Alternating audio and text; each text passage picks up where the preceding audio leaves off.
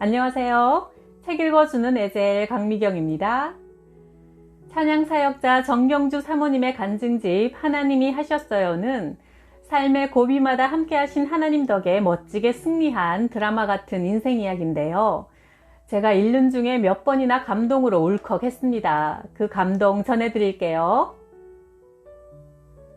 1996년 4월 미국에서 신학대학원 졸업을 한 달쯤 앞두고 나는 전혀 알지 못하는 사람으로부터 국제전화를 한 통 받았다.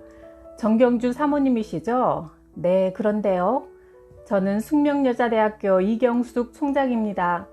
나는 전화를 받을 당시만 해도 이경숙이란 이름 석자를 들어본 적도 없었다. 그러나 내 귓가를 울리는 음성은 따뜻했고 내용은 내 기대 이상이었다. 제가 얼마 전에 어떤 분한테서 정경주 사모님 이야기를 들었어요. 그런데 이상하게 제가 새벽 기도를 할 때마다 정경주란 이름 석자가 떠오르는 거예요. 그래서 하나님께 나 이 사람 잘 알지도 못하는데 왜 자꾸 생각나게 하세요? 물었더니 하나님께서 정경주 사모님을 숙명여대에 불러 학원 사역에 동참시키라고 하시더라고요.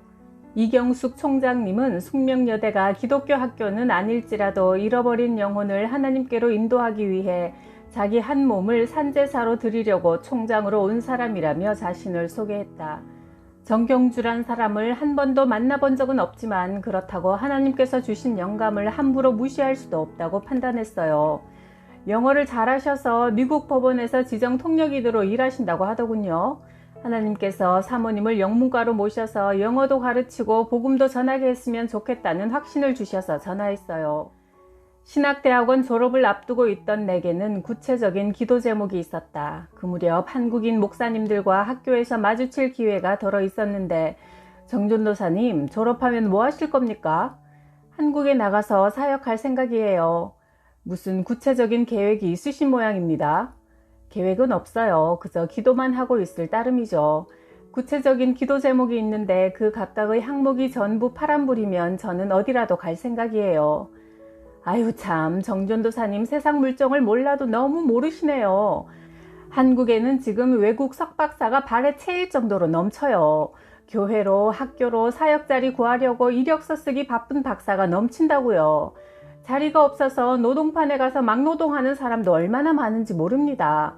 전도사님 너무 태만하신 거 아닙니까? 성격 탓인가요? 그러나 내가 믿고 있는 것은 오직 하나님 한 분뿐이었다. 나를 만드시고 내 인생의 한 걸음 한 걸음을 인도하고 계신 하나님, 그분께 나는 조용히 기도하고 있을 뿐이었다. 내 기도 제목은 이랬다. 첫째, 한국에 돌아가서 잃어버린 영혼들을 하나님께로 인도하는 사역을 할 수 있게 해주십시오. 둘째, 저의 은사에 맞는 일, 제가 여태까지 경험해왔던 일과 무관하지 않은 사역을 할 수 있게 해주십시오. 셋째, 두 아들이 대학 진학을 위해 제 품을 떠나기까지 시간을 함께 보낼 수 있는 사역을 할 수 있도록 해주십시오. 마지막으로 교통 문제로 길에서 시간을 낭비하지 않도록 집에서 가까운 사역지를 허락해 주십시오 였다. 나는 그 목사님들께 이렇게 말씀드렸다. 제가 예수님을 영접한 이후로 하나님은 언제나 변함없이 저보다 앞서가서 제 앞길을 예비하셨기 때문에 이번에도 분명 하나님께서 저에게 꼭 적합한 사역지를 마련하고 기다리실 줄 믿습니다. 그날 나는 목사님들께 세상 물정이라고는 전혀 모르는 맹꽁이 같은 여자라는 인상을 남겼다. 그런데 그로부터 며칠 후 이경숙 총장님께 전화를 받게 된 것이다. 4가지 기도 제목도 다 파란불이었다. 1980년 결혼 이후 늘 여성사역을 해왔던 나는 여성사역과 1:1 전도에 은사가 있다고 확신했고, 학교에서 사역하게 되면 주말과 방학에 가족과 함께 할 수 있는 시간도 충분하고, 남편 목사님이 사역하는 곳에서 제공하는 사택과 숙명여대는 큰 길 하나 사이로 떨어져 있어 5분 거리였다. 나는 알고 지내던 어느 사모님에게 기도가 응답되었다고 알렸고, 얼마 전 학교에서 나를 만났던, 나를 아직도 꿈을 먹고 사는 철없는 사춘기 소녀로 여기며 걱정스러운 눈길로 바라보던 목사님들에게 그 소식이 삽시간에 전해졌다. 다음날 학교를 갔더니 목사님들이 강의실에 앉아있다가 나를 보고 다들 벌떡 일어나셨다. 정전도사님, 참 믿음도 좋고 배포가 상당히 큰 분이라 생각은 했습니다만, 아니 솔직히 세상을 너무 모르는 분인 줄 알았는데 놀랍습니다. 축하합니다. 도대체 어떻게 된 일입니까? 하나님이 하셨어요. 제가 늘 신뢰하는 신실하신 하나님께서 하신 일이에요.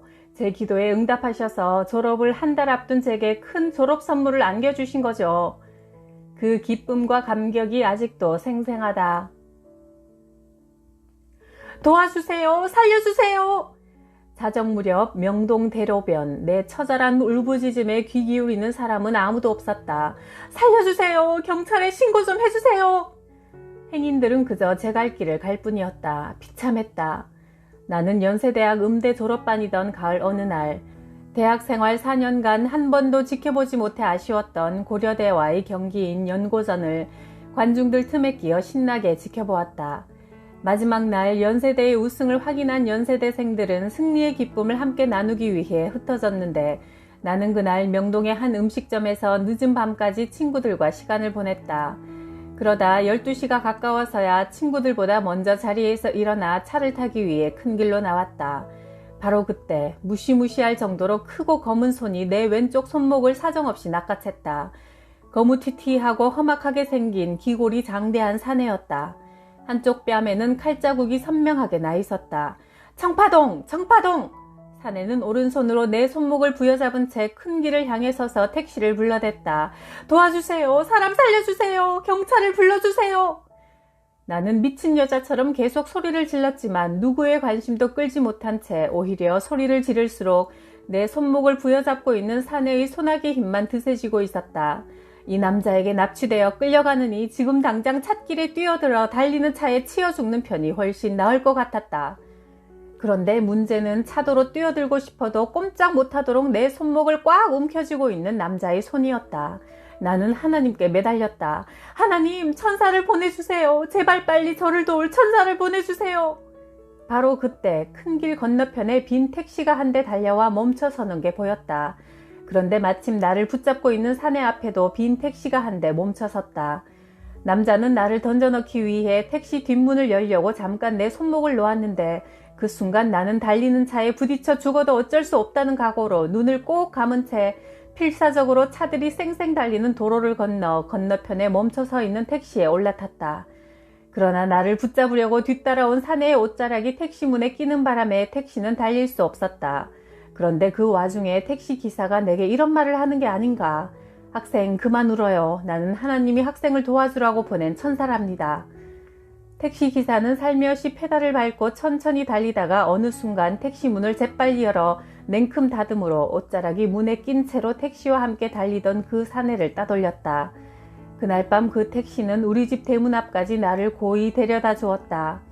기사는 내가 밤이 늦었으니 여관에서 쉬어가시라고 내민 여관비는 물론 택시비도 받지 않았다. 나는 다만 할 일을 했을 뿐입니다. 라는 한마디 말만 남기고 호련히 저편 어둠 속으로 사라져버린 그 고마운 택시기사의 말이 그날 밤 자려고 누워있는데 또렷이 떠올랐다.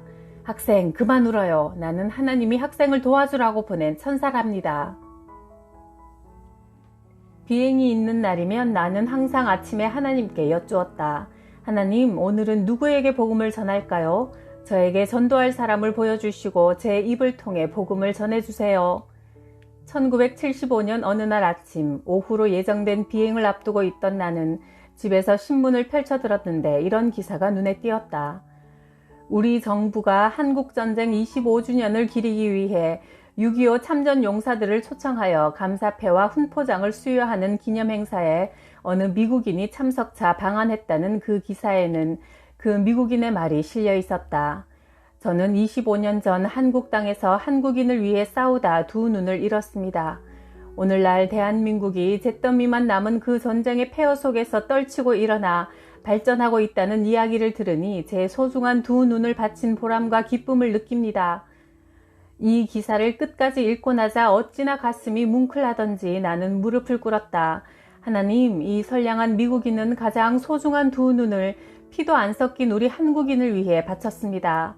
만일 이 미국인이 아직 예수님을 모르고 있다면 이 기회에 그에게 복음을 전할 자를 보내주셔서 그가 비록 육신의 눈은 다시 뜰 수 없다 하더라도 영혼의 눈을 떠서 빛 되신 예수님을 만나 영생을 누릴 수 있도록 해주옵소서. 대한민국 정부가 수여하는 감사패나 훈장보다 더 값지고 귀한 천국을 선물 받도록 그를 축복해 주시옵소서. 나는 기도를 마치고 집을 나섰고 예정대로 미국행 여행기에 탑승했다.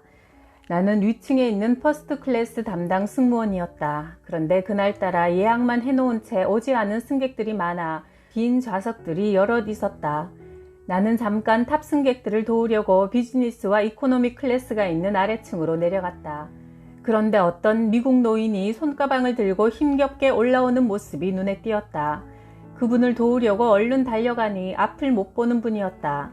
나는 그분과 부인의 좌석을 이코노미에서 비즈니스로 업그레이드해서 앉혀드리고 승객이 없어 남게 된 1등석 음식을 가져다 드리기도 하면서 정성껏 그분들을 섬겼다. 그러다 승무원 교체를 위해 하와이 도착을 얼마쯤 남겨두었을 무렵 나는 그분들께 복음을 전했다. 부인, 곧 하와이에 도착하면 저는 그곳에서 내립니다. 아쉽지만 여기서 인사를 드려야겠네요. 오, 벌써요? 덕분에 우린 여행이 하나도 지루한 줄 몰랐는데 정말 아쉽군요. 전 정말 이렇게 극진한 대접은 난생 처음 받아봤어요. 그런데 부인, 한 가지 부탁이 있는데요. 어떤 부탁이라도 기쁘게 들어드리지요. 나는 전도용으로 가지고 다니던 조그만 성경을 건넸다. 부인, 집에 가시면 남편분을 위해 이 성경책을 꼭 읽어주시겠어요? 그러지요. 어디서부터 읽을까요? 요한복음을 먼저 읽어보세요. 약속해 주시겠어요? 네, 약속하죠. 꼭 그렇게 할게요. 부인은 내가 건넨 성경을 잠시 어루만지더니 소중한 보물처럼 가방 안쪽 깊숙한 곳에 챙겨 넣었다. 혹 성경을 읽으시다 의문점이 생기면 저한테 연락해 주세요. 제가 저희 집 주소를 적어 드릴게요. 고맙습니다. 친절에 정말 감사드립니다. 난 25년 전 우리 집 양반과 약혼을 했지요. 그런데 이 양반은 약혼한 후 한국전쟁에 참전하게 되었어요. 다행히 1년 후 다시 돌아왔지만 약혼자는 예전에 그 사람이 아니었어요. 눈을 다쳐서 아무것도 볼 수 없게 되었답니다. 네? 전쟁터에서 눈을 다쳐요? 나는 아침에 읽었던 신문기사가 떠올랐다. 그렇답니다. 나는 장애인이 되어 돌아온 이 사람과 결혼했지요. 비록 그가 두 눈을 잃었지만 여전히 서로 사랑했으니까요. 그런데 한국에서 우리를 초청했어요. 올해가 우리 집 양반이 나가 싸웠던 전쟁이 일어난 지 꼭 25년째 되는 해라면서요. 한국에 와서 전쟁 이후 발전된 모습을 보고 우리가 얼마나 놀랍고 감격했는지 몰라요. 그 부인의 남편은 바로 내가 탑승 전 집에서 읽었던 신문에 실린 사진 속 그 사람이었다. 나는 속으로 탄성을 질렀다. 아, 하나님께서 내 기도를 들으시고 이렇게 응답해 주셨구나. 400명이 넘는 그 많은 승객 가운데 이분을 내 눈에 띄게 하시고 복음을 전하게 하시다니. 이분이 남의 나라를 지키려다 눈을 잃고 만 것을 하나님께서 잊지 않고 계시다가 이처럼 한국인인 나를 통해 복음을 듣게 하셔서 영혼을 구원해 주시는구나. 나는 그 내외와 아쉬운 작별을 하고 한국으로 돌아와 집에 도착해보니 카드 한 장이 우편함에 꽂혀 있었다. 나는 당신과의 약속대로 남편에게 며칠 동안 당신이 내게 선물로 건넨 성경 중에서 요한복음을 읽어주었습니다. 그랬더니 남편이 당신에게 전하는 말입니다. 나는 비록 육신의 눈으로는 아무것도 볼 수 없는 몸이지만 늦게나마 영혼의 눈이 열렸고 빛 되신 예수 그리스도를 만나게 되었습니다. 나에게 하나님을 소개해준 당신께 마음 다해 감사의 말씀을 전합니다. 나는 카드를 품에 안고 흐르는 눈물 속에서 자녀들의 기도를 귀 기울여 들으시고 응답하시는 무섭도록 멋진 하나님을 묵상하며 감사드렸다. 내가 20대에 대한항공 승무원으로 일할 때 동료 직원이든 승객이든 가리지 않고 누구에게나 복음을 전했다. 그런 나를 은근히 싫어하고 미워하던 남자 승무원 미스터 김은 심심찮게 다른 직원들 앞에서 나를 공격하곤 했다. 내가 군대에 있을 때 식사 시간마다 기도하고 밥 먹는 녀석이 하나 있었어. 밥 먹을 시간이라고 해봐야 앞뒤 다 잘라내면 5분도 안 되는데 그게 무슨 바보 같은 짓이야. 어떤 때는 그 꼴이 보기 싫어서 그냥 숟가락으로 머리통을 한 대 탁 갈겨주고 싶더라니까. 그리고 틈만 나면 성경책을 펴놓고 혼자 기도한다고 주절대고 또 전도한답시고 난리를 피우고 암튼 그 녀석 때문에 군대 생활이 아주 지옥 같았어. 그런데 이게 웬일이야? 제대하고 대한항공에 입사했더니만 나 완전히 총알 피하려다 대포알 맞은 신세가 되었어. 여긴 아주 왕초가 있더라고, 왕초. 하지만 나는 그에게 반박하지 않고 묵묵히 지냈다. 그런데 어느 날 비행기가 일본 상공위를 지날 즈음 갑자기 조종실에서 안내방송이 흘러나왔다. 승객 여러분, 한 분도 빠짐없이 자리에 앉아 안전벨트를 착용해 주십시오. 여객기 오른쪽 날개 엔진에 원인 모를 화재가 발생해 지금 화염이 동체로 진입하고 있습니다. 이 여객기는 곧 일본 바다 위에 비상 착륙할 예정이오니 승무원과 승객 전원은 비상 착륙 준비를 마치고 착석해 주십시오. 큰일이었다. 비행기가 불의의 사태로 정상 착륙을 하지 못한다는 것은 10중 8구 죽음을 의미한다는 것을 승무원들은 알고 있었다. 물론 예기치 못한 사태를 대비해 산소 마스크나 구명조끼를 착용하는 일을 정기적으로 훈련하지만 실제로 뜻밖의 재난을 만났을 때 목숨을 건진다는 건 참으로 기대하기 어려운 일이다. 여객기는 검푸른 바다 위에서 제자리를 빙글빙글 돌고 있었고 죽음을 눈앞에 둔 승객들의 표정은 어둡고 침통했다. 그러나 내 마음은 평온했다. 예수님을 믿기 전에는 길 가다가 남이 차에 채여 죽는 것을 보고 가슴이 두근거려 며칠 동안 밥도 제대로 넘기지 못했던 나였지만 지금은 내가 죽음을 눈앞에 두고 있는데도 이상할이 많지 무엇 하나 두려운 것이 없었다. 내가 오늘 이 세상을 떠난다 해도 하나님은 약속대로 나를 천국문에서 맞아주실 것이며 나는 주님의 품에 안겨 영원한 생명을 누리게 될 것을 확실히 믿었다. 나는 마음속으로 조용히 찬송가를 불렀다. 평화 평화로다 하늘 위에서 내려오네.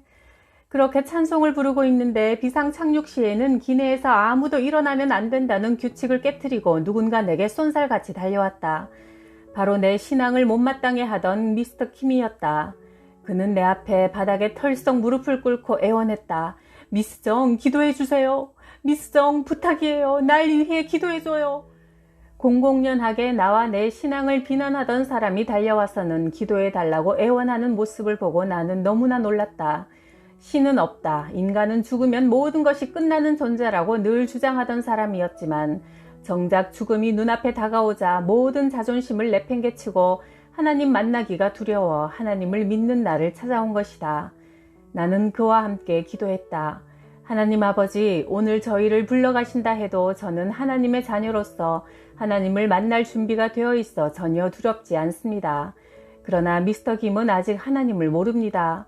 천하보다 한 영혼이 더 귀하다고 말씀하신 하나님, 아직 주님을 모르는 미스터 김의 영혼을 불쌍히 여겨 주시옵소서.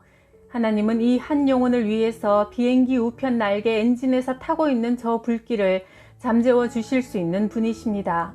하나님, 이번 기회에 미스터 김에게 제가 믿고 있는 하나님이 얼마나 위대한 분인지 알려주세요.